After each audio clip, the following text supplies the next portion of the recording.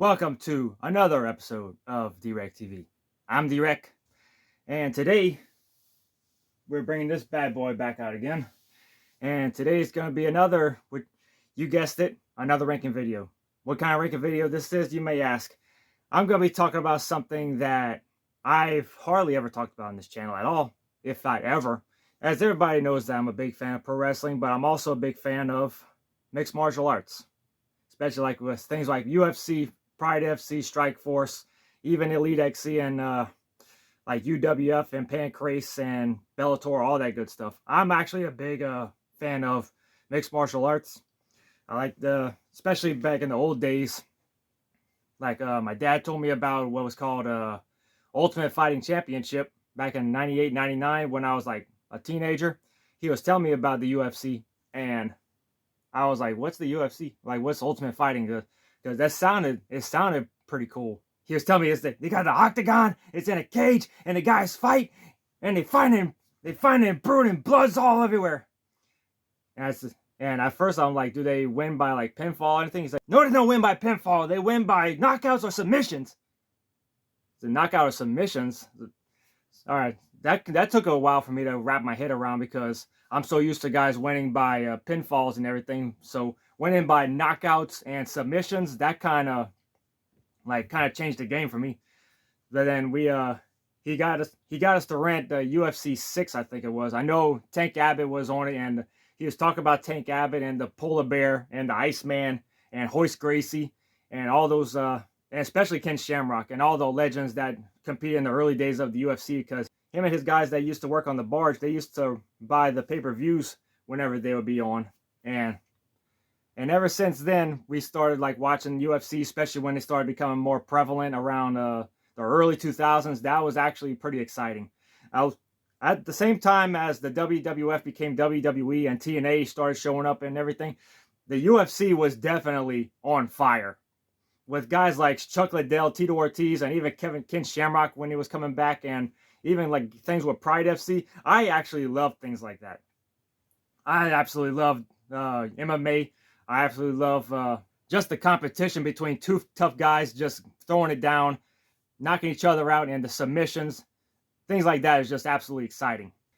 And just like how I did with I ranked pro wrestlers a few months ago, I'm gonna do the same thing with mixed martial arts fighters. The fighters from UFC, Pride FC, and Strikeforce, and what have you. But to do this kind of ranking properly, I need an expert with me. And who better to join me today? Special guest on DwreckTV is someone that I've talked about on this channel very extensively. I asked him too. My cousin had this. And me and my cousin, when we would play this game together, we just laughed our asses off because they were just so funny. For a few years, like a number of years, this actually came from my cousin, his brother, and now it's on me. And we always call it, well, with World Tour, it was really fun because me and my friends and my cousin would go over to his house. We played that. We played PlayStation 1. Even my cousin even thought they would have like Mega Man on it. But I played a PlayStation was at like friend's house or cousin's house and stuff.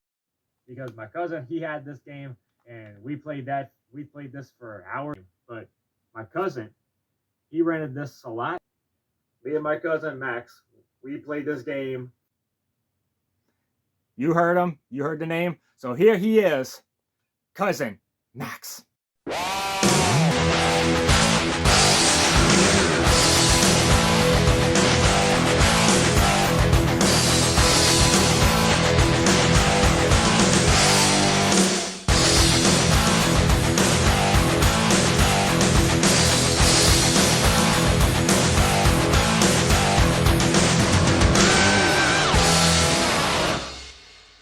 Here he is, Cousin Max. What's going on, man? What's up, man? It's good to see you. Great seeing you. It's been so long since you've been here. Yep. So tell us, exactly, you've been a MMA fan for a long time, right? Mm-hmm. And you've actually been doing a lot of like jiu-jitsu as well, right? Like training. Yeah. So what's the process with that right now? How you been with it? I still train whenever I can. Mm-hmm. I have 2 jobs. but it's fun. It's really fun. Everybody should train if you can. Mm-hmm. Yeah. So what kind of belts you got so far? Oh, I got a blue belt. Blue belt? Yeah, I've been doing it like 4 years, on and off though. You know, it's not steady every day doing it. If I were doing that, I'd probably be further along. But yeah, I'm more focused on getting my sons and my nephew into it and doing it long term. Yeah, definitely. It's definitely beneficial for them, especially when Jesse was here. He was he was doing like some shadow boxing and everything. It's like he's pretty good. Yeah. Like my goodness. Yeah. Mittens. So we're about to be doing some MMA fighters.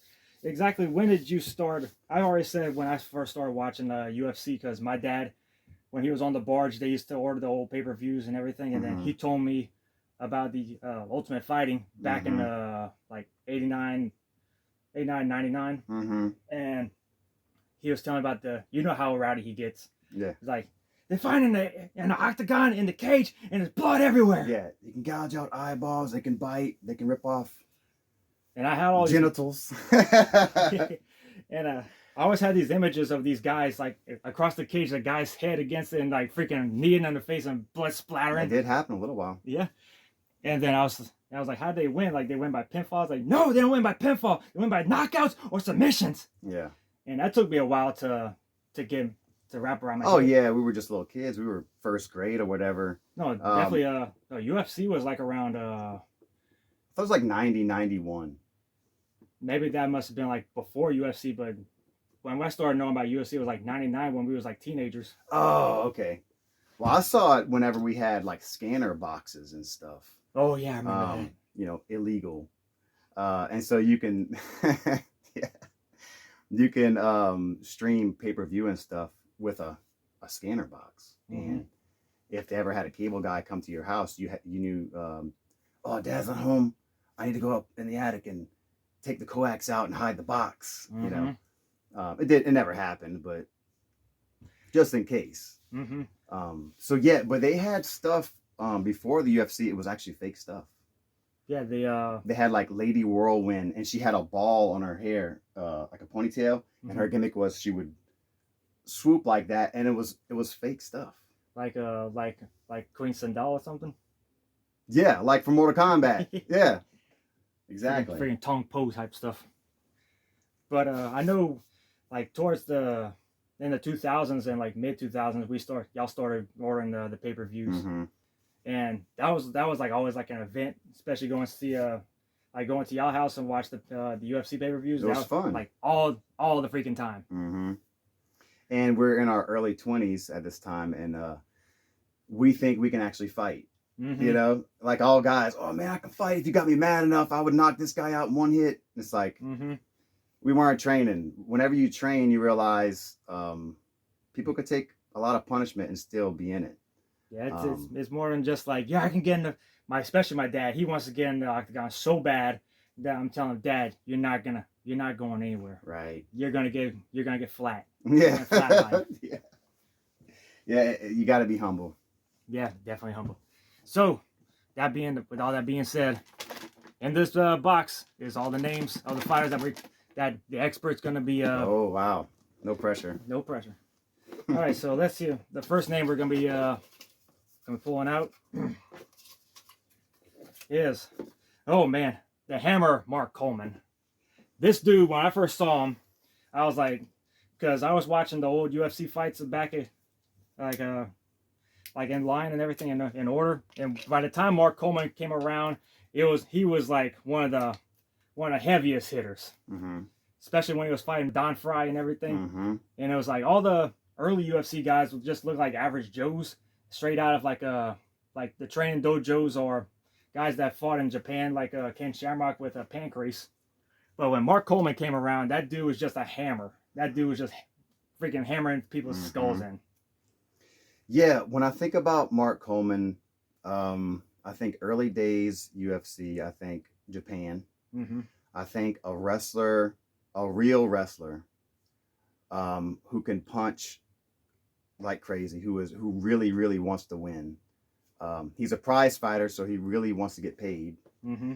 And he was able to wear wrestling shoes. That makes a big difference. Oh yeah. So, because this is the early days, and this was also Japan. So early, this dude was a nightmare. Later on into his career, he had alcohol issues. He had PED issues, Mm-hmm. Meaning probably steroids. Just from looking at him, you could definitely tell. And he stayed in the game too long. You can't stay in the game past 40 years old or whatever he was. Mm-hmm. So, Where would you rank him at? I want to say, because S would be more like the Mount Rushmore. okay. So it would be A, B, C. D was more like for don't know too much, Yeah. and trash is just trash. So I think that we should put them up there, and then at the end adjust. So Right. he should be in B. All right. Sounds like a good fair deal. Next up would be a former middleweight champion, Azrael Adesanya. Israel, Izzy, have whatever you want to say. This Mhm. dude's really good. He's like a new age Anderson. Oh, definitely. Skills through the roof. Uses his length very well. If this guy were in the old generation, I think he would have smoked everyone. He's in this generation, so he has a lot of competition. Mm-hmm.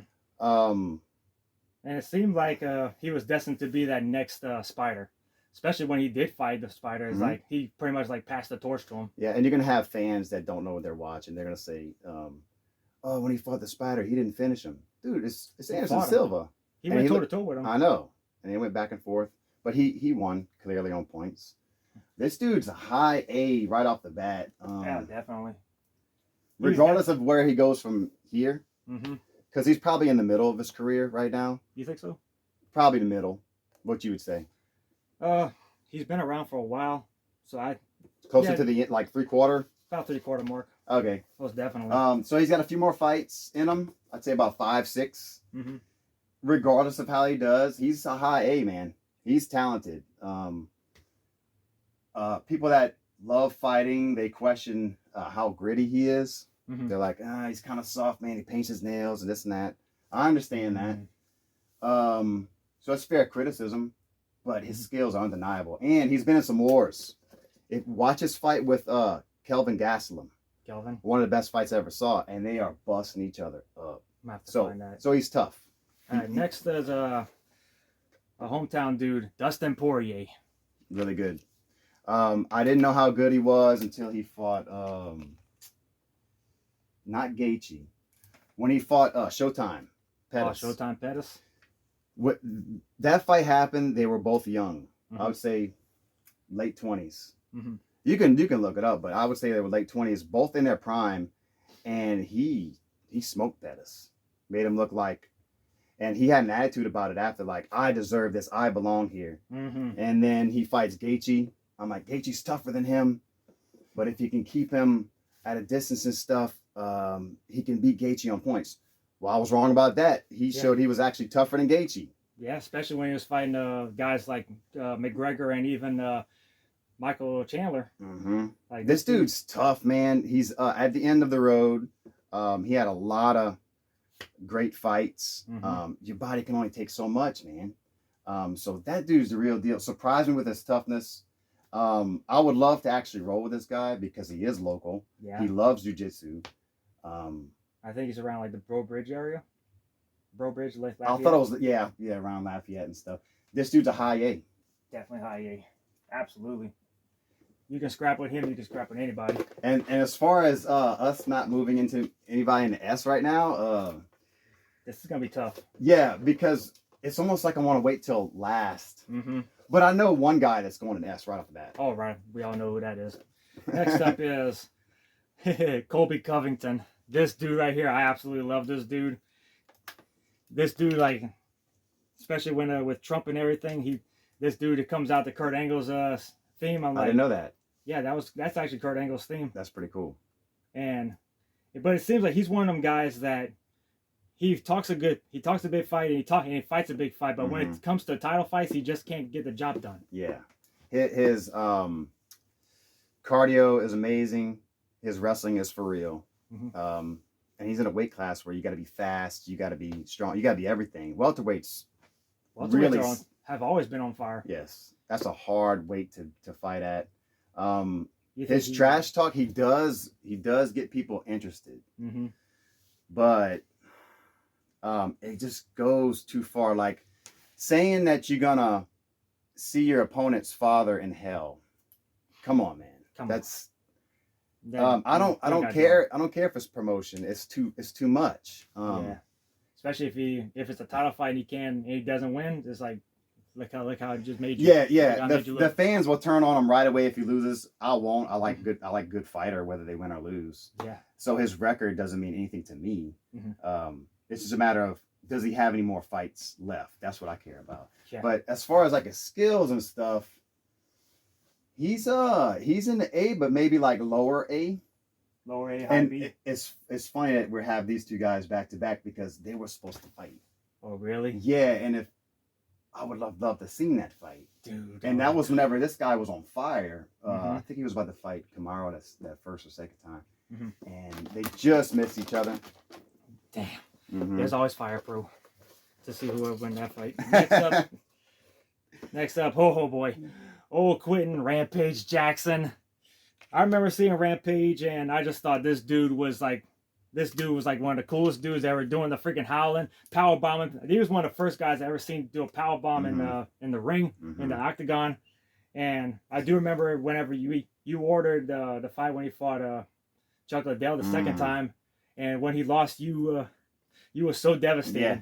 At that time, I was so devastated, young and dumb, and thinking Liddell was the best ever, and all this and that. But he said, "I'm gonna knock him out in the second round." Yeah, I'll whip Chuck's ass. Yeah, it was actually the first round. The first round. Yeah. I thought it was gonna go longer than that. Yeah, Quentin's awesome. The power bomb is awesome, and it's also a real thing. If you're not sprawling on someone correctly, and you're just bending over at the waist, a big guy can just bend down, lift you up, and slam you. If you're in somebody's if somebody throws a triangle on, you can lift them off the ground. If they don't let go of the triangle, you can slam them. You know what? The public needed to see that power bomb so they can realize, hey, look, if this is on concrete, if this is in the shells, it's not going to be good if you're holding on a triangle, dude. You're going out. Oh, yeah. And you could die. Yeah. So this ain't no a wrestling power bomb. This is like a freaking like all power. But okay, so as far as his skills and everything, dude was awesome. Boxing, he kept a good guard. He can sprawl on people. He worked underhooks, so he was good at putting people back against the fence. So like anti-wrestling. He's definitely an A. You think so? Probably so. I'm gonna go with lower A only because people like Chael Sonnen with no striking was able to nullify. He couldn't get Bones, even though that's really hard to do. Yeah. And he had some back and forth with Vanderlei. Although did he the last fight, did he beat Vanderlei? Did he knock him out? I forgot how that went. Jackson or yeah. Oh, if I can remember correctly, I think he might have knocked him out. I forgot. Because I do remember seeing it, but it's been a long time since. But I know in Japan, Vanderlei got the best out of him. He best of him. He clinched him, kneed him to death, and Quentin was gassed from a previous fight. But I think in the UFC years later, Quentin got him back. But great skills. I know they last fought in Bellator. Okay. It was Bellator because that was like one of their last few fights that they had. All right. Next up is Charles Oliveira. This dude, when I saw him, he dresses all fly and everything. He just looks like a sleaze. But in the ring, in the octagon, his striking is just pinpoint. This dude's like a machine. Like he just, it's like a laser pointed. Like that dude's freaking. When I think about Charles, I think about him taking care of his Brazilian people and stuff. I think that some of it was played up for the camera, but I think it's a real thing. I think that he really does take some of his money and helps out people in Brazil. And it showed how he grew up. Small bedroom, enough room for a mattress. There's no AC. I don't even know if he had a little small fan blowing on him, and like this much room on side of his bed. Grew up dirt poor, so yes, if he gets paid a few $100,000, possibly $1 million a year or whatever, he feels like he's balling. And I like that. I like a person that comes up from dirt poor situation and is very grateful for what they have and everything. But as far as the skills, Freaking. he's awesome. When he's on, he's S. You think But so? when he's on. When he's on. But he has a weight issue because this dude is, I don't even know his height, but I know he's taller than me. He has longer limbs and stuff. And so he can be heavy. If I had to guess, he probably walks around 190 pounds, but he's fighting at 155. So to shrink, to hit the scale, and then to replenish your, your fluid in your body before the fight night. That's kind of tough. It's very tough. And so he would be on the verge of dying from dehydration sometimes. So, and that's why I'm saying miss. Those are misses. He'll either miss weight or he'll make the weight and he's just like, I feel dead. Would you put like a high A? Dude, he's up there next to Dustin. Absolutely. And you want to talk about gritty. He's definitely great, especially like I said, that dude's a machine. Mm-hmm. Like the way he throws his punches and body shots and everything is like this dude he moves like a machine. Mm-hmm. He's freaking nuts. Yeah, I agree. You keep talking about how he moves, like how he punches and stuff. Yeah, he's not that fluid, huh? He's not fluid, but he's just very stiff. Yes, but his grappling is insane. Absolutely. Next up is, I love doing things like this. Oh boy. Automatic S rank John Jones. Yep. When he first came on the scene, at first I didn't think too much of him. I thought he was just gonna be like one of those other be here gone tomorrow type dudes, but dude, he plowed through everybody in the light heavyweight division. Especially he went against Rampage. When he dropped Machida like a sack of potatoes on purpose. On purpose, like that is freaking nuts. He was beating all the freaking legends. Does he respect Lyoto? Yes. Did he want to prove a point by dropping him like he did? Yes. In that moment, he just wanted to show, I am superior. I am the alpha. This is what I'm doing. John Jones is the best ever to step in there. Regardless of what happens now, like he can lose his next fights, whatever. What he's done from when he started to now, he is the most dangerous guy to ever step in the cage. Regardless of weight class. Yes, he's been busted up. He's had every style thrown at him, and he's won every single time. He's fought bigger guys. He's beat him. He's fought stronger guys, beat him. Faster guys, beat him. He's fought guys like Vitor. Insane grappling on TRT. Vitor has him in a deep armbar. Hyperextending his elbow, and I don't know if he broke one of the bones in his forearm, but it was locked in, done. John Jones is not tapping. I am gonna beat him. And when Vitor sees he's not tapping, and then John steps out and starts putting a punishment on, now Vitor goes, oh man, I'm fighting a complete animal. And guys break, and Vitor broke right there. So John Jones, and that's coming from Vitor. He's been there since like the early days. He fights Gustafson and has an off night, gets busted up, his eye is swollen, his mouth guard, like his lips look like that big. He's getting smoked.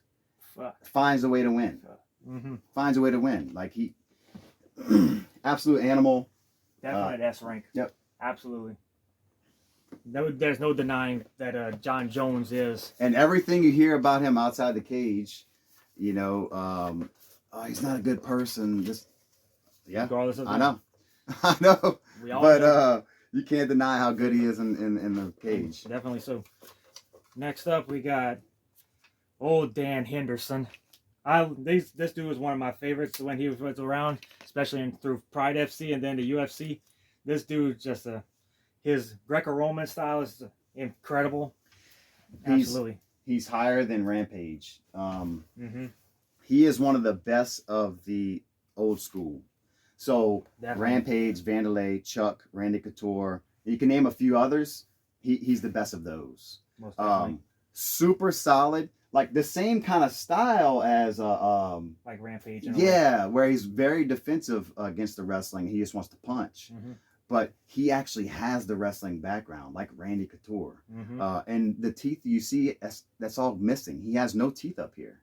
He has like one off to the side. So every time you see Dan Henderson do an interview and you see him, he's wearing veneers. And he broke him wrestling without a mouth guard. I can imagine. Probably took a headbutt or something. I don't know the story. But he probably took a headbutt or an elbow while he was grappling. And he probably continued grappling. He's an absolute animal. Absolutely. He strikes me as a guy that doesn't need much to get by. So like any of the money he made, he probably lived very well. He's definitely probably living well now. He's definitely in a high A. Absolutely. Yeah, I'd have to think about some of his fights to say like exactly where he is, but solid, really solid. For example, like his fight with Bisping. Yeah.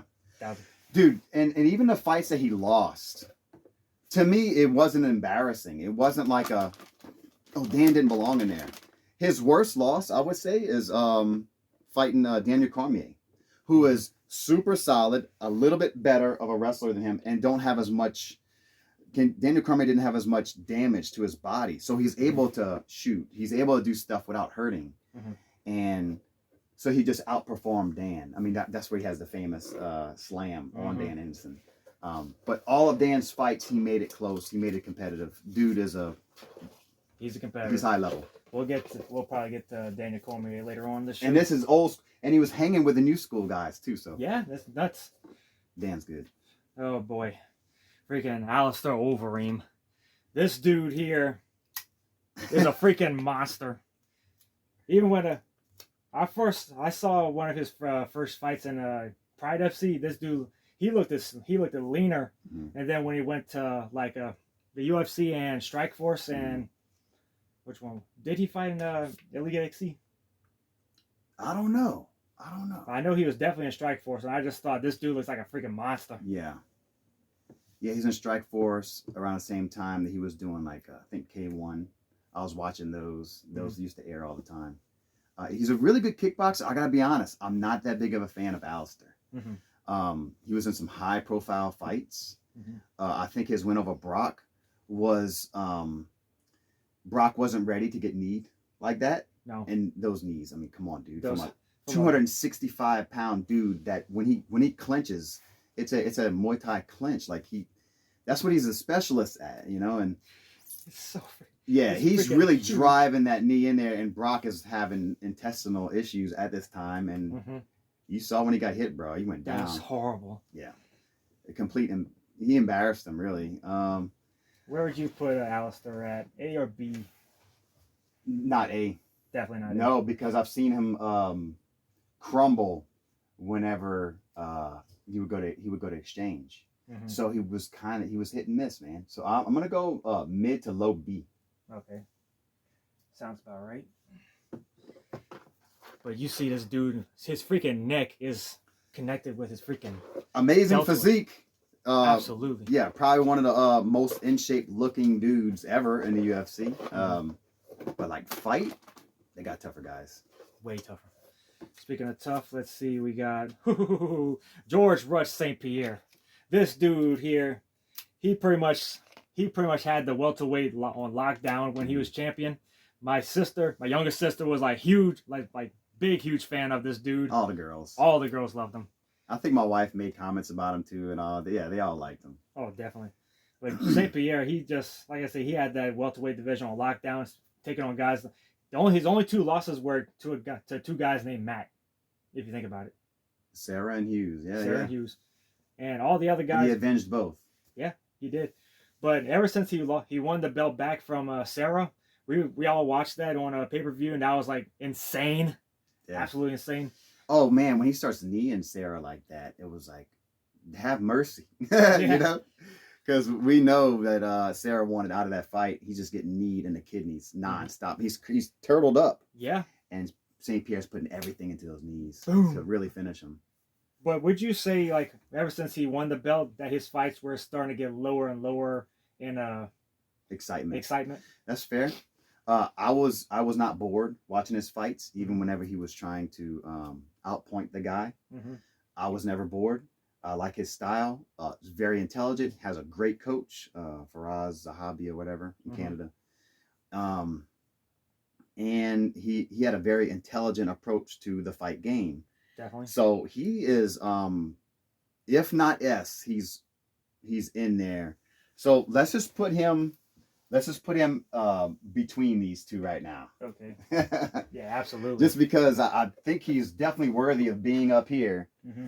I just kind of want to wait until we get to it. Yeah. That way we can see what names. All right. Yeah, we got a bunch of names. We can probably cut this in half maybe, but let's see. Oh, your favorite, the Iceman, Chuck Liddell. My dad told me about Chuck Liddell when he first told me about the Ultimate Fighting, and he was always calling him the Iceman, especially with Hoist Gracie and everything. When I saw Chuck Liddell, I just thought he looked like the UFC's version of Steve Austin. Like this dude just looked, he had the coldness to him, like the Iceman, and he was knocking everybody out in his freaking famous poses and everything. Yep. Absolutely. And then when he would do an interview or something, he was always like hang loose. He had the ice gimmick shorts, which added a lot of personality to the fighters and stuff.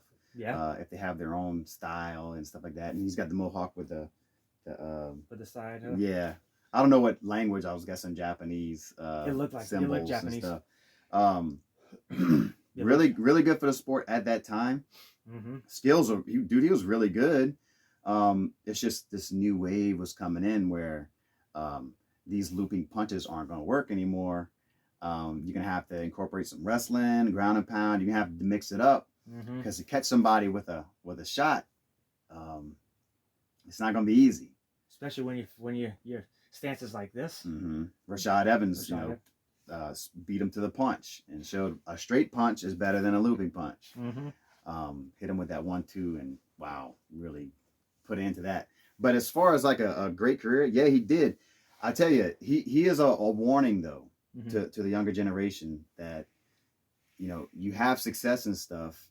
You can't allow substances to come in and take over because I've seen him on interviews after when the UFC gave him a job doing some kind of promotions or whatever, and he's out of his mind on medication. I'll see home videos of him and he's kicking people in the leg because they're asking for it, like fans, and he's out of his mind. So stay sober. Most definitely. Yeah. No matter who you are. Yeah. No matter how famous you are. Would you put him in the high A's? Like around where? No, high B. High B? Mm-hmm. All right. Fair enough. He was the face of the UFC for a long time, and then all of a sudden, boom. Dude, how important this guy is for the UFC, it's unquestionable. Absolutely. Highlight reel, has some of the coolest looking knockouts. Yeah, you can't take that away. But we're talking about skills and how good are these guys actually. I think that's how we should do this list. How good do we think that they are? Absolutely. Next up, we were talking about Jorge Masvidal. I remember seeing him on Strikeforce for the first time. I thought he was really cool. And then we went to UFC. He's been real good as well, especially when he fought Kamaru Usman. Then he got knocked out, and now he's gone. Now he's doing a game bread, bare knuckle. I like him. I think that when he gets knocked out by Kamaru, a lot of people just washed him away or whatever. I don't. I think that his skills are awesome. I think that he would be a good coach. And I think that his body of work, he was highly skilled. And he lost to Colby, Kamaru. He lost to a few other guys, but I never thought it was embarrassing losses. No. Like when he went down fighting. So, exactly. And if you watch him fight Al Iaquinta, both those guys were in their prime. He loses to Al on points. But if you watch that fight, you might think that he won. He beat Al. I have to check it out. Yeah, and that's the fight where Al's like, "You gonna boo me? You gonna sit there and F and boo?" He's cursing at the crowd and stuff, and because they're mad that he won. But it's like, hey, dude, the judges awarded him that. Yeah. Anyway, he's cool. Y'all could have done a lot better. Y'all think y'all could have done a better job? He's really cool. I don't like that he wants to hit people in public. It's like, dude, you're supposed to be a professional here. Yeah. Why are you hitting people in public? Talking about when he got arrested for hitting him while in a restaurant, But I like him.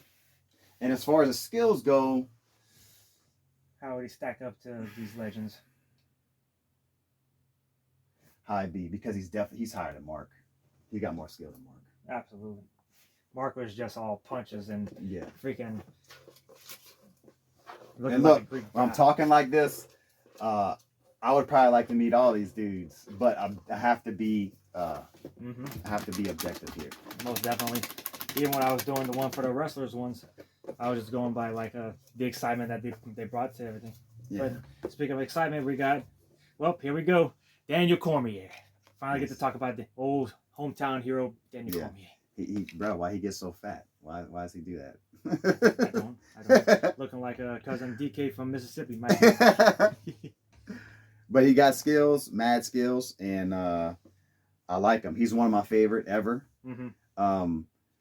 You know, he's into the commentating thing, and he's really, really buddy with the company. I don't like that. I don't know, it makes me not trust him as much. But as far as fighting and as being like a good I think he's a good person, and his skills were awesome. He gave John Jones a great run for his money. The first fight, high level fight, high level wrestling. Both those guys were nullifying each other's wrestling and stuff like that. And it's freaking nuts. It was. That was probably one of the highest level light heavyweight fights ever. And man, he got finished with that head kick in the second fight. That really, and he cried too. That had to hurt. He gonna cry in the car. Yeah. Like freaking when Rampage beat out Forrest Griffin. And it's funny because like if it wasn't for this name right here, we're like, oh, S tier automatically. And maybe we can still put him S tier. But for now, we're gonna put him right next to George. Absolutely. His wrestling was crazy, and he was very quick for a big guy too. Almost like a, compared to speaking like how Bam Bam Bigelow used to be like a big dude and he like moved very quick. Absolutely. Danny Cormier was definitely. Absolutely. His only thing is sometimes he would want to show how versatile he was, and he'd want to go upstairs with head kicks. But he's 5'10". That's really short. Yeah. In that weight class, maybe don't go upstairs if they're not crouching down. And he failed so many times doing that. Next up, oh boy, the Spider, Anderson Silva. This dude he had the middleweight division on lockdown for the entire era of the Wii era. And this dude, everybody that was put in front of him was just eventually annihilated. Shale tried twice and failed both times. Everybody that came up to him. And there was a time, and you remember this too, when everybody was trying to go for the super fight between him and George St. Pierre. Yeah. Like that should have happened. It should have. Yeah, because both guys' stock would have stayed high. Oh yeah. That'd have been a great fight to put together. There's a few fights that slipped through the cracks. A Brock Lesnar versus a Fedor, you know. Yeah. But to stay on track, I'm sorry, Anderson. I think that him breaking his leg was horrible, and it put a huge negative on his career and stuff. But I still want to put him in S, bro, because when he was on fire, like he was untouchable. Absolutely. But I'm okay if you don't want to put him S. I put him. Like you said, we'll figure this out later on. But definitely, he's definitely a. He broke his leg. It was horrible. That was pretty much it for him. But it was actually stupid the way he did it because he felt it hurt and he wanted to challenge it again. Like, oh, I don't care if he checks again. Boom, wham, and then they keep replaying it 50 times. It was gross. Like, I didn't need to see it one time. The only time that we saw it was when it happened. That was it. But man, what a crafty dude. Absolutely crafty.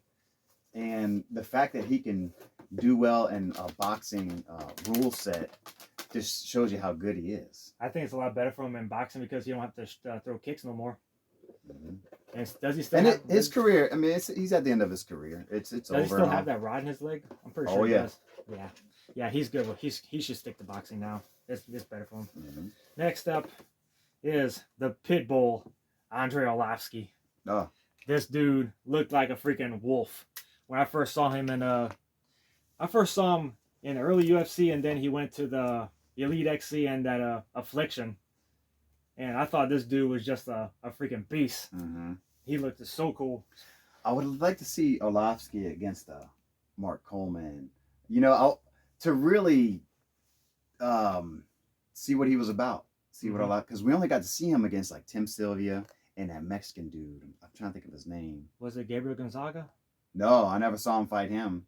No. I never saw him fight Crow Cop. Did he fight Crow Cop?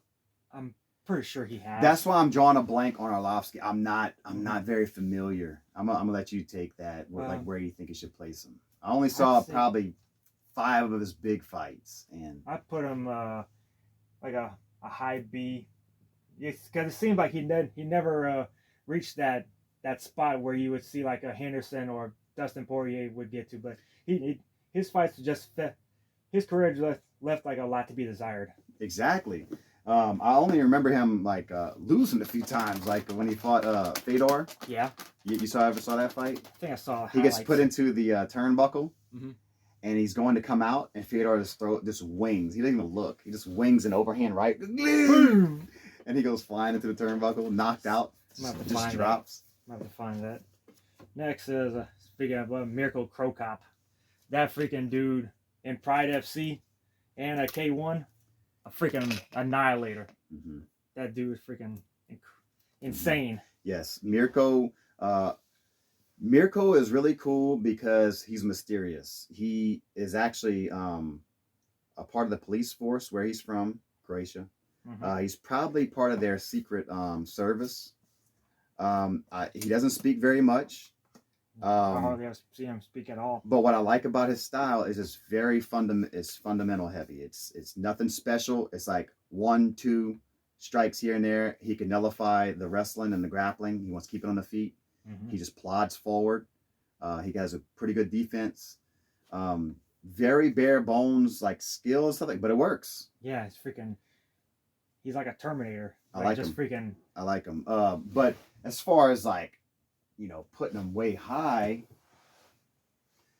he never really reached like A rank heights as far as these guys go.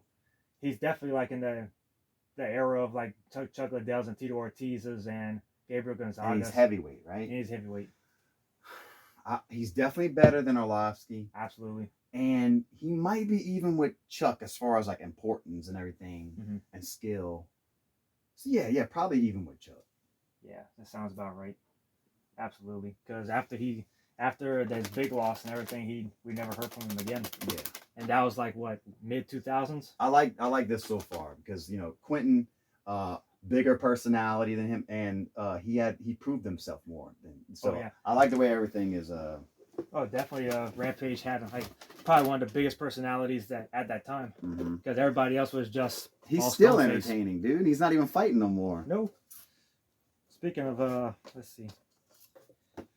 Demetrius Johnson. I didn't really see too many fights of Demetrius, but I know you've seen him. It's easy. He's going into S. Regardless of what happens from now, he's my age. This dude is small. He still does jiu-jitsu tournaments in a gi. And if you know anything about grappling, if you're in a gi, it's more ways that your opponent can hold you down and stuff like that. He's a small guy. He doesn't want anybody to hold him down. So he would be better off with no gi, with just, skin tight material like wrestling. What you call that? A singlet. A singlet. And a onelet. No, it's a singlet. And so he'd be better off like that, right? Well, he's doing these jiu-jitsu tournaments where he's fighting like 10, 11, 12 guys in a row, black belt, and in gi, and he's winning. He doesn't have to do that. He's a pro fighter, and he can just ride off into the sunset because he's had a long career. Well, he's still fighting. And at that weight class, they're so fast. Absolutely. And with age, you slow down. And even though he's only 38, 39 years old, he's still slow. The human body slows down compared to a 20-year-old. So if he's fighting people in their 20s and he's still able to hang with them and beat them, that's unheard of. Absolutely. So if he were the same size as this dude, we might have a conversation about who is the baddest to ever step in the cage. But he's definitely going in S tier. Absolutely. Without questioning, no matter what happens from here on out, because I'm sure he's got a few fights left in him. Yeah, most definitely. That dude's awesome. Speaking of awesome, Brock Lesnar. When I first saw, I said this before, when I first saw Brock Lesnar, I thought this dude looked like a freaking, like Spopovich from like Dragon Ball Z. went out in the WWF, just wrecking people, picking up guys like Rikishi and Mark Henry with ease on his freaking shoulders. I was like, what the fuck? I was like, what the hell? I like his theme song too. Dun, dun, dun, dun. He should have came out to that in the UFC, bro. He should have. Yeah, well, I think That's better than Metallica's Enter Sandman. Leave that for freaking old Sandman. But, I wonder if Vince pushed back on him using that song. Probably so, because that's their song anyway. I know, but imagine how, I don't know, I like entrances and stuff like that. But definitely, when he went to the UFC, I remember hearing a lot of people saying like, he's a WWF guy. He's not like, what's this guy gonna be doing? But now I thought like, wait just a minute here. Talking like Papa, wait just a minute here. We're talking about Brock Lesnar. We're not talking about guys like Chris Jericho or Kurt Angle or anything. Brock Lesnar was like, I remember reading this back in like on websites in the early 2000s. I heard this. I remember hearing a guy called Brock Lesnar on he was a NCAA champion. This guy is like a real scrapper. So whenever they said that he was going to the UFC, I thought this guy's gonna be a freaking barge. Just I didn't know what to expect. I didn't know what to expect. I like to hear your opinion on that. I was just waiting. I'm like, yeah, let's see how it goes. And then I'm watching fight Frank Mir. I'm like, okay, this guy's a freaking. He could be a problem. And then a fight was brewing up between him and Randy, and I was actually worried about that. And Randy did okay, but Brock proved to be just too big, and his arm span is huge. And he knows how to wrestle. He actually does know how to wrestle. He came from a real wrestling background. And so he's really good. To me, it was like whenever he got in there, I was just sitting back. Like everybody was like, man, what's this guy doing? I was just sitting back like, wait and see. Just wait till y'all see this dude in action. Yeah. I think, losing to Kane, it wasn't the best look because of the way he lost. Like if it had back and forth, I don't know. I don't really know what else to say about Brock. I'm thinking he's definitely not an S, and no. I would say he's more like a high B, low A, because he didn't last very long in the UFC. Especially his illness definitely held him back. And I'm thinking about skill too, because I think he probably beats this guy. Oh yeah, without question. Does he have the credentials of this guy? Not so much. So he doesn't have much of charisma, but his charisma's in like his size. Okay, but put aside like personality, I'm talking about like a track record, like experience in the ring. He don't have what this guy has. So maybe low A. Low A. I would have liked to see him fight against someone like Dan Henderson, because if he went toe to toe with Randy Couture, he would definitely had his hands full with knowing Dan Henderson's personality, I think he would have took that fight. Oh, definitely. Hey, so long as I get paid. And he's looking for the overhand right the entire time. Absolutely. We're not gonna. I'm not gonna keep it too long. No, keep it, bro. It's all good. However long you want to go. Next up, Nick Diaz, the Diaz brothers. They need to stop smoking weed, man. Absolutely. That's the only thing I'll say bad is that they're obsessed with weed, bro, and it's getting into Snoop Dogg territory, man. It's getting they surprised, both brothers surprised me with because I didn't like them at first. I didn't like them. I thought that they were too. Nate just looked like he just came out straight out the trailer park. Yeah, like they don't look in good shape.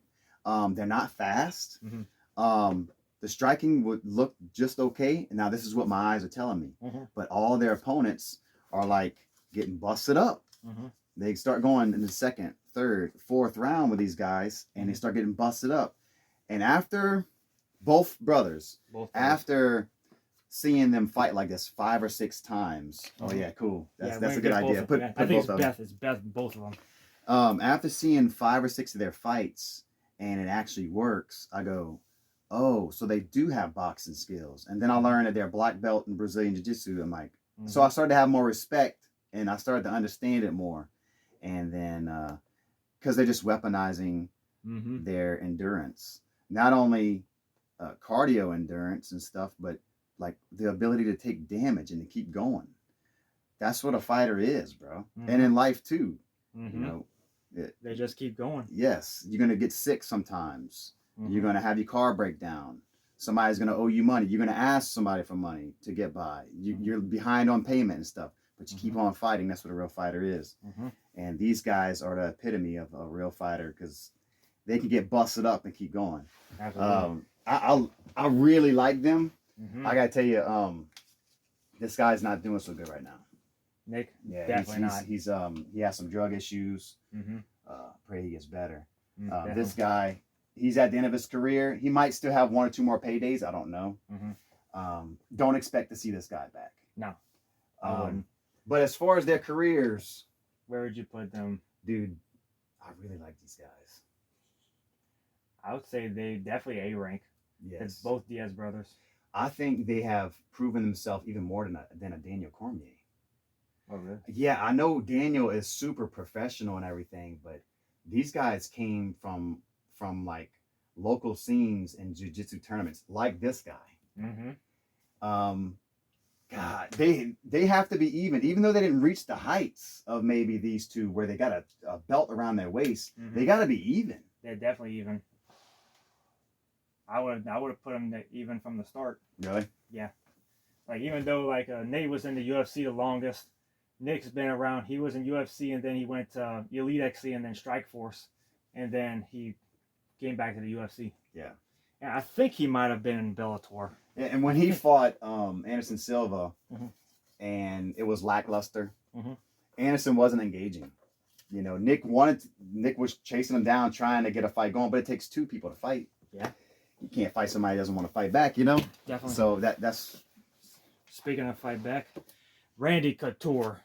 This dude, I'd say Randy Couture, us along with Chuck Liddell, is definitely one of the most important people, not just in the UFC but to the sport itself. Mm-hmm. Randy, his record is not very good, so that's not impressive. But if you watch his fights, you will be impressed because he is gritty. He's dirty. Mm-hmm. Nothing like jumps off the page when you watch him fight, Mm-hmm. but he gets the job done. And he fought some huge names. And if you go back and watch his fight with Chuck Liddell, Mm-hmm. Chuck got the better of him in the last fight. Rewatch it. Randy slips. Mm-hmm. I'm not making excuses, but I'm saying that one little slip, and he gets caught with a looping left hook that puts him out. Yeah, that one little slip changes everything. What if he doesn't? Well, then he puts him against the ground, grinds his forehead on his mouth, and he just pounds him until the fight's over. Yeah.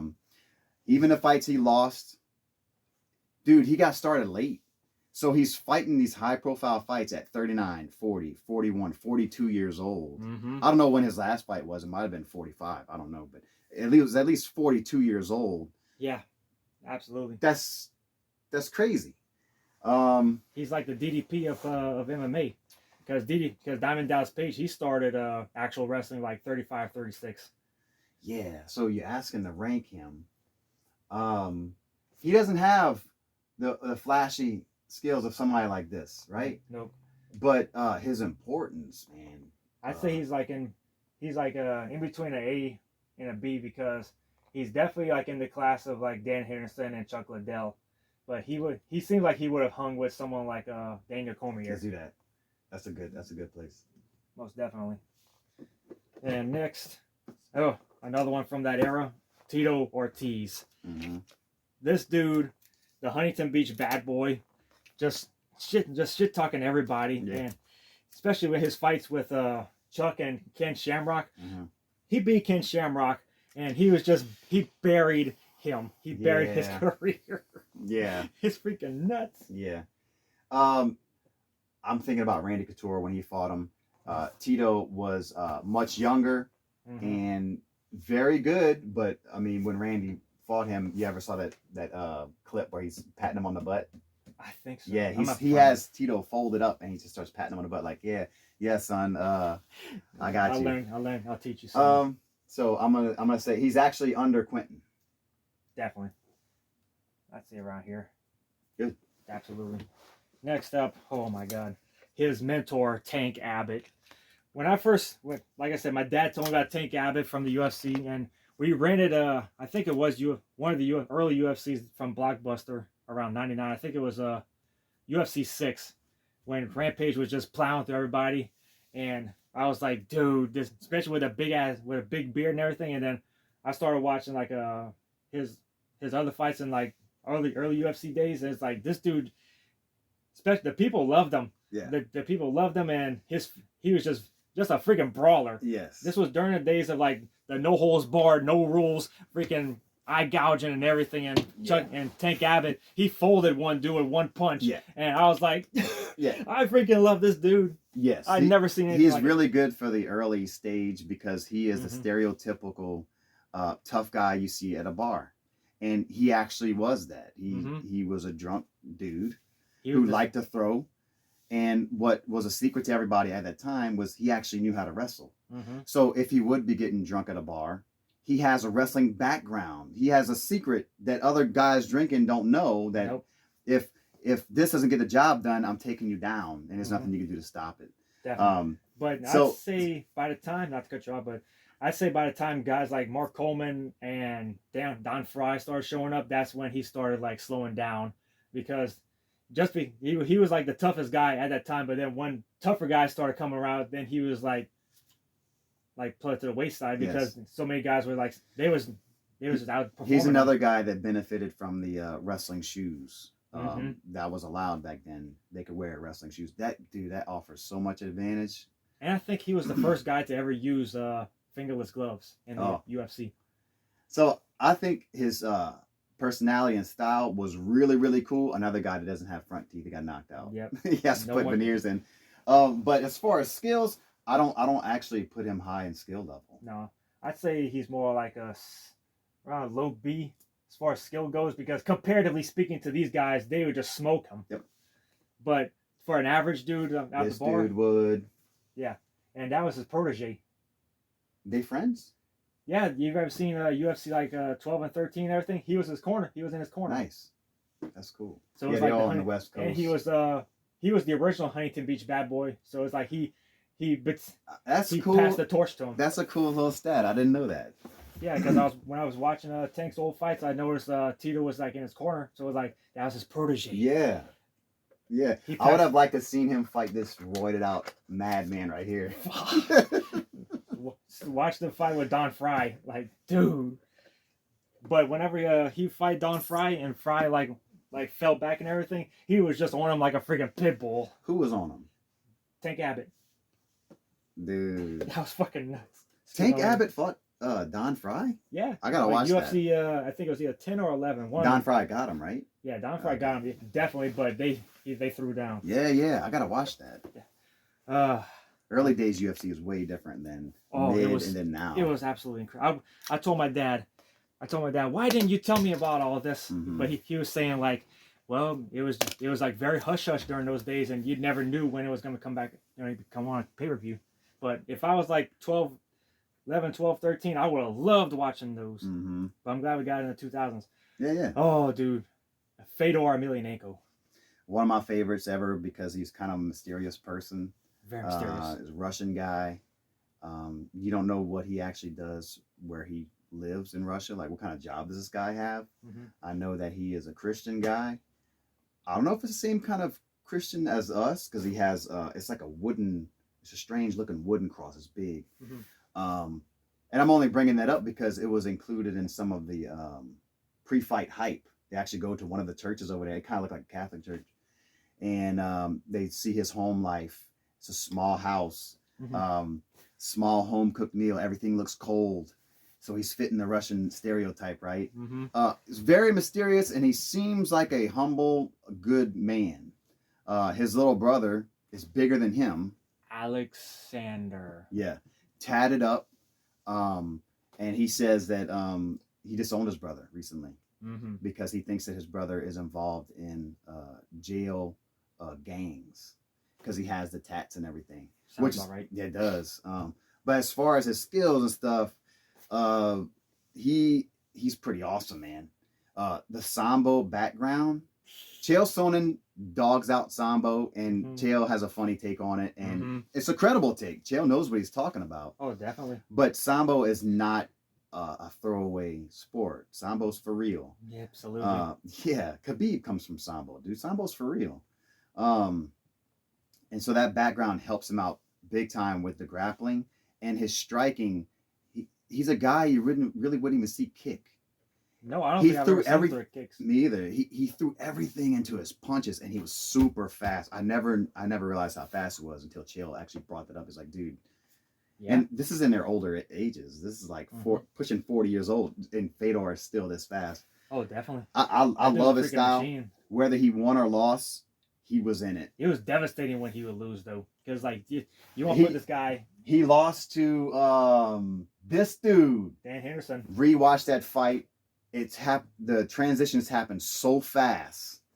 Dan actually gets him into turtle position. Mm-hmm. Fedor is trying to spin to look towards him. Dan comes underneath his armpit, boom, and hits him square in the face. That's what actually knocks him out. Mm-hmm. Would you consider him like S rank or high A?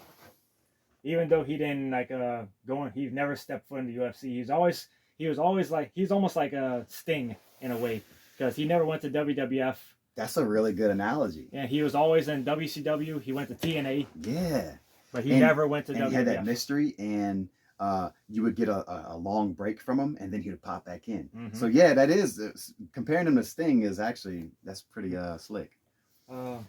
I'd say if this was a favorite, he's going an S. Mm-hmm. But if we're trying to be fair, I would put him in S because he's definitely a great heavyweight fighter. I know. But he never fought anybody like well, he probably would have smoked Brock Lesnar. But definitely that would have been a close fight. Mm-hmm. This was a close fight, mm-hmm. and this was Dan, Maniac Dan, like TRT, Maniac Dan. Pride FC Dan. Let's just put him in high A, man. That's a safe spot. Safe spot sounds good to me. Next up, one of my favorites is the Axe Murderer, Wanderlei Silva. This dude, when I first heard about him, I heard about the Axe Murderer and with Pride FC, and I just thought this dude was a freaking animal. Mm-hmm. I absolutely loved him. He's definitely one of my favorite fighters of all time, especially when he went to the UFC. This dude was just a murderer. Mm-hmm. Especially not only just like his skills, but his walkouts and his stare downs. Yeah. Yeah, he was intimidating. Yeah, very intimidating. Mm-hmm. Just look at him. He's freaking looking like a smaller Tong Po type deal. Mm-hmm. I think that his body size held him back. That's just me being armchair quarterback. I'm looking at his size, and I'm like, man, I think he would be killer at middleweight. You know, that sounds about right. Yeah, but he always fought at light heavyweight. But you can rank him. You like him a lot more than I do. I put him at a high A, absolutely, most definitely. And let's see, got a couple more. Probably one of the best ones, Khabib. I didn't really watch too many. I didn't watch too many fights of Khabib, but I just know that he was like, he retired undefeated, mm-hmm. and he fought Conor a lot. Mm-hmm. But I heard a lot of things like this dude was like one of the best to ever lace up the gloves. Yeah, he is. He is. I think that because he got in, got out, mm-hmm. and I don't know how many times he fought in the UFC, man. Maybe 10, maybe 11. Probably. And you can argue if that's enough. Mm-hmm. Is enough to be considered all-time great? You can argue about that. Mm-hmm. I don't have a strong opinion either way. Mm-hmm. I think that he is one of the best lightweights to ever step in there. He is comparable to a GSP. Definitely. He is. Because of the way he would win. It was very dominant, and he didn't want to lose any transitions. That's what I liked about his style. It was like, okay, this is something different. Mm-hmm. This is a guy that's not wanting to take a loss in any position. He doesn't want to lose the striking exchange. He doesn't want to lose a grappling exchange. He wants to win every position, mm-hmm. and that's a different kind of fighter. And so you probably put him in like a high A or a low A. It's so funny too because Khabib has a different approach to fighting than somebody like this. This guy is Anderson Silva, is a martial artist. He wants to get in there and be creative and he just wants to find a way to win. Doesn't matter how, right? Yeah. This guy is coming in with a game plan of smash. Like just smash. Yes, I want to win every transition. So it's really cool to see different personalities and approaches to the game, and you can be successful with a lot of these different. Because bro, all these names have different approaches, bro. They Most really definitely. do. That guy, he's high, bro. He's high. Yeah, Definitely high. You'll keep him an A until like the very end. Probably so. Okay. All right, we got a couple more names. Old Ken Shamrock. Ken Shamrock. My dad loved this dude. Him and Hoist Gracie, their fights. And he went to WWF for a while. Had a little bit of success over there. He was a Intercontinental Tag Champion with Big Boss Man. And then by end of 99 going to 2000, he went back to Pride FC and started wrecking shop. And then he started getting called out by Tito Ortiz and that whole series. But it just seems like he was definitely from their old days, the days of like Tank Abbott and everything. But it's like one of them things where it's like the old guys just couldn't keep up with the new guys. No. And, you know, he had good matches against Hoist Gracie. Even Dan Severn. Oh, man. I forgot about that. Yeah. So super early days where leg locks were unheard of. So if he got a hold of somebody's ankle and he goes for a heel hook, these guys don't know that they're about to get their knee wrecked until their knee is completely wrecked. And he knew that, and these guys didn't know that. And so that was kind of one of his bread and butter moves, if you can get a hold of somebody's legs. And I did watch the UFC 1 when he was in it, him and Hoist Gracie. They didn't fight in the finals. They was in semifinals. But that was like a whole bunch of guys, that whole bunch of different styles and everything. Like Ken Shamrock, he was the style of shoot fighting, because he fought in Pancrase in Japan, and Pancrase was like one of the early shoot wrestling shows over there. Like it was like a mix between wrestling and MMA. Yes, and they can wear the boots almost the kick pads. Yeah, right below the knee, and their only striking was that they had to have an open palm. Yeah, which still you can knock somebody out. You hit them inside the head, right? And it's also funny that when he came out, I noticed on his robe he had the Pancrase logo. That's pretty cool. That is cool. But definitely, I put Ken Shamrock. As far as importance go, he's definitely like one of the top guys. But comparatively speaking to all these other guys that came after him, he's definitely like low B next to Tank. Yes. But I put him like he's definitely like a little higher than Tank, because he has like does have the skills. He does have the skills, because he was in Pancrase and yes, everything. Super important to the sport. A good mentor. He's a good coach for people. Interesting business decisions too. Like if you can get this guy talking, he can tell you some stories. Because you said that they actually didn't even fight in the finals. They fought in the semifinals. I forgot that. And there was some stuff with the Gracie family where they were trying to get it to where that guy's gonna win. They're putting on the fight. They're putting on the fight. And Ken Shamrock was the only one that actually went total with him. All right, next. I don't know if you know too much about this dude right here, the California kid, Uriah Faber. I remember seeing him in WEC in the early days, and I thought this dude was like pretty cool. Out of all the other guys, and then when he went to UFC, he was like one of the few guys that brought the bantamweight to the UFC, because it was just like 5 divisions. But then when they got WEC, they added 2 more. Yeah. And Uriah Faber comes from a wrestling background, so he's legit. And his training was crazy. And so he can bring high intensity into the octagon and keep up the pace. So he was destined to have like highlight reel stuff. And so the company ate that up. Oh, definitely. One of the things I think is cool about Uriah, I know this is not skill related, but I think it's cool that he took his winnings and stuff, and also sponsors. He was pretty smart with, definitely, as far as the business side of it goes.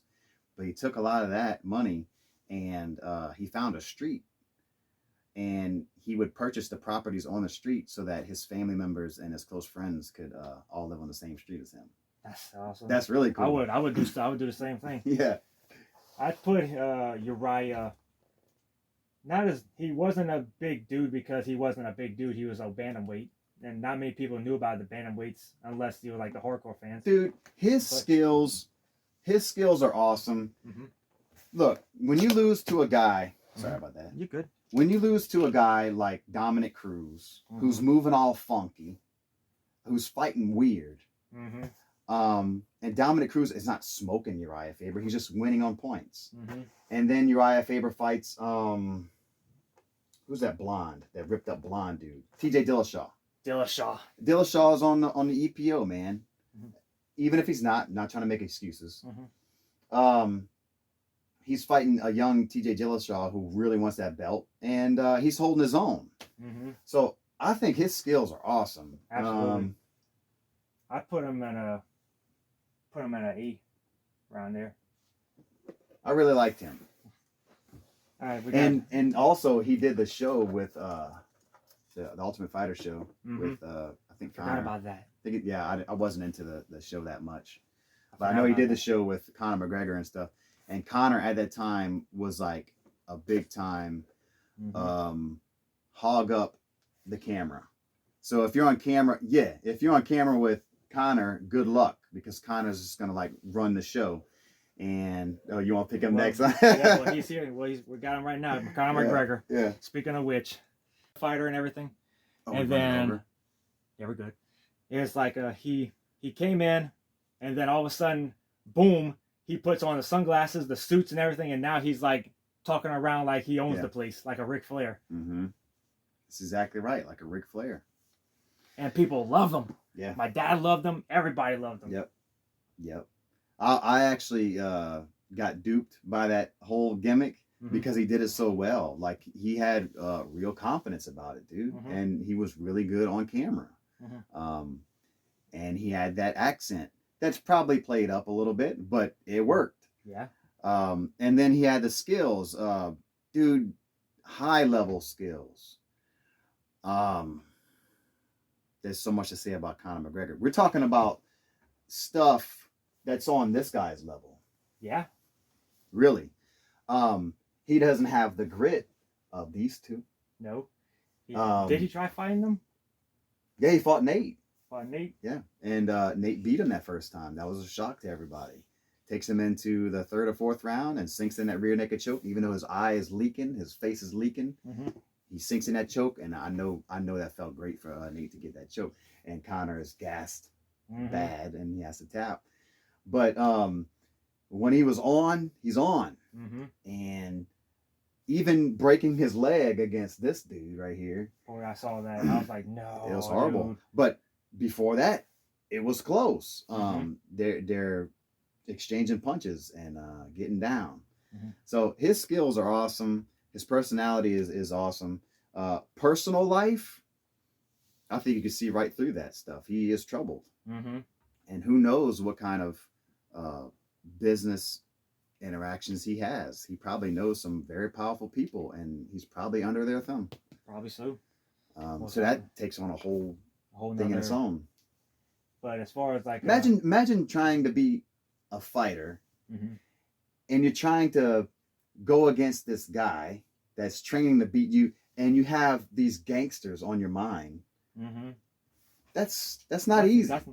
That's a lot to think about. It is. Like because either way, you're getting your ass kicked. Yeah. Well, let me just block that out. The fact that they might whack me after this fight here, and or just trying to go home and everything. All of a sudden, kaboom. Yeah. Freaking mafia crap. So how do we rank this dude? This dude, absolutely. Personality-wise, he's definitely in a high rank. Right.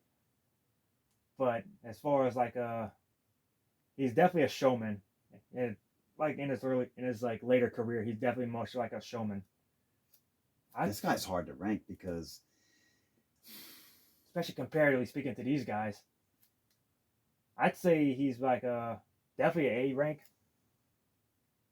Underneath guys like Azriel and Dustin and everything. Okay. Sounds. And final name, Francis Ngannou. You take that one. I don't like him. Don't. No.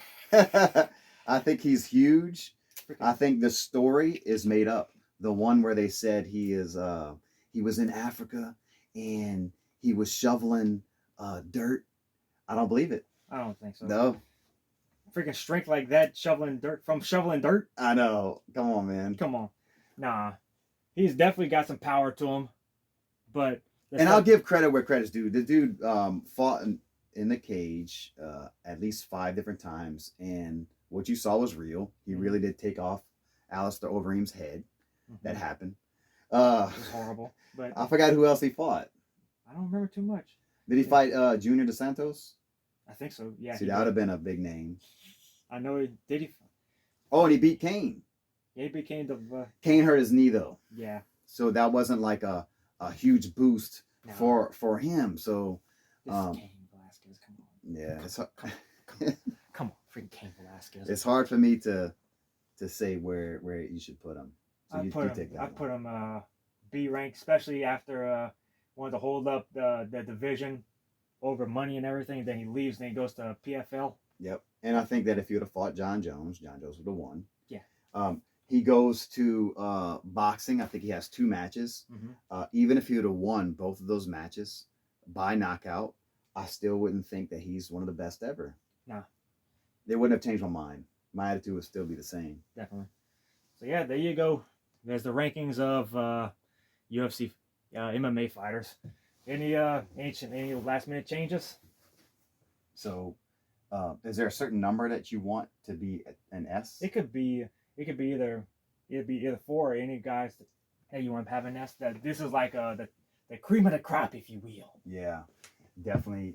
These guys. Okay, cream of the crop. We're gonna put him too. We're gonna put Khabib. Where's he at? Khabib is Khabib's right here. Okay, we'll put him up there. And this is- I'm thinking about Daniel in there, but we won't. We're gonna leave them. We're gonna leave all these guys like this. okay. I like it. That sounds about right. So here you go. The S ranks, A ranks, B ranks, and C ranks. And there you go. If you watch it, comment on who you think should be moved, who you agree with, and we'll definitely comment back. I think it'd be cool to have a conversation going on in Definitely. in the comment section. Most definitely. And that's about it. Thank you so much for coming. Yes. We definitely gotta get you back over here. Absolutely. All right. This is Dwreck signing out. See you on the flip side.